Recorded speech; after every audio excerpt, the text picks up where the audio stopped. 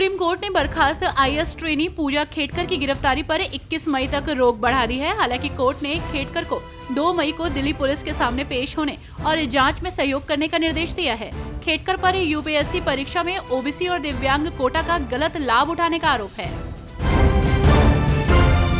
पश्चिम बंगाल के मुर्शिदाबाद में हुई हिंसा को लेकर सुप्रीम कोर्ट ने सुनवाई की। कोर्ट ने कहा कि बेजुबानों को न्याय मिलना अच्छा है, लेकिन उचित तरीके से न्याय होना चाहिए, ऐसे नहीं।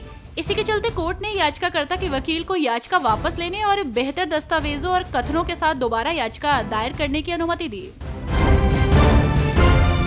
पूरी दुनिया में 18 अप्रैल को वर्ल्ड लीवर डे मनाया गया। इस मौके पर 21 अप्रैल को देश के स्वास्थ्य मंत्री जेपी नड्डा ने लीवर हेल्थ को लेकर देश को संबोधित किया। नड्डा ने लीवर स्वास्थ्य प्रतिज्ञा समारोह का आयोजन किया। लीवर स्वास्थ्य के लिए शपथ ग्रहण समारोह को संबोधित करते हुए केंद्रीय मंत्री और बीजेपी के राष्ट्रीय अध्यक्ष जेपी नड्डा ने लीवर के स्वास्थ्य को लेकर कुछ बातें ध्यान में रखने के लिए कहा।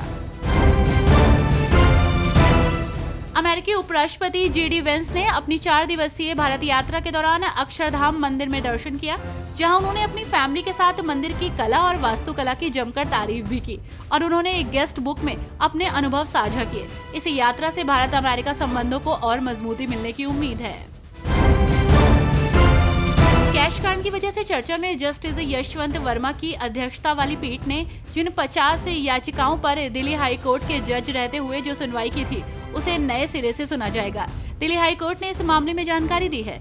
जस्टिस वर्मा 14 मार्च को नई दिल्ली स्थित अपने घर में आग लगने के दौरान नकदी पाए जाने के बाद से ही विवादों में हैं।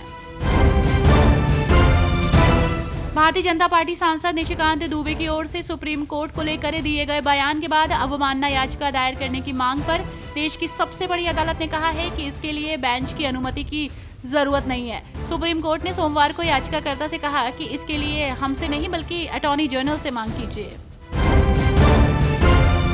नेशनल हेराल्ड केस से लेकर वक्फ एक्ट के खिलाफ कांग्रेस अब फ्रंट फुट पर उतरकर भारतीय जनता पार्टी से दो हाथ करने जा रही है। हेराल्ड केस में ईडी की कार्रवाई के बाद से कांग्रेस लगातार एक्शन में है। कांग्रेस ने बीजेपी और मोदी सरकार के खिलाफ आक्रामक लड़ाई लड़ने की स्ट्रैटेजी भी बनाई है। कांग्रेस अपने तमाम दिग्गज नेताओं के जरिए देश भर में प्रेस कॉन्फ्रेंस कर बीजेपी को घेरती नजर आएगी।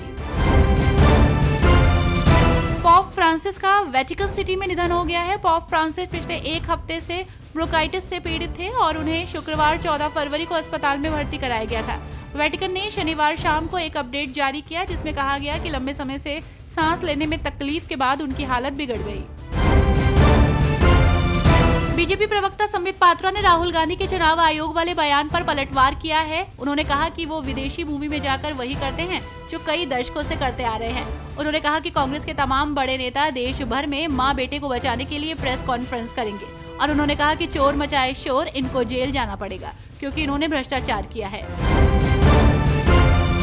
झारखंड की लोह नगरी जमशेदपुर में करनी सेना के राष्ट्रीय उपाध्यक्ष और प्रदेश अध्यक्ष विनय सिंह की अज्ञात हमलावरों ने गोली मारकर हत्या कर दी। विनय सिंह की हत्या से हड़कंप मच गया। फिलहाल इस पूरे मामले में जमशेदपुर जिला पुलिस जांच कर रही है। जानकारी के मुताबिक जमशेदपुर के NH 33 के पास के सुनसान जगह पर रविवार देर रात लावारिस हालत में विनय सिंह का शव मिला।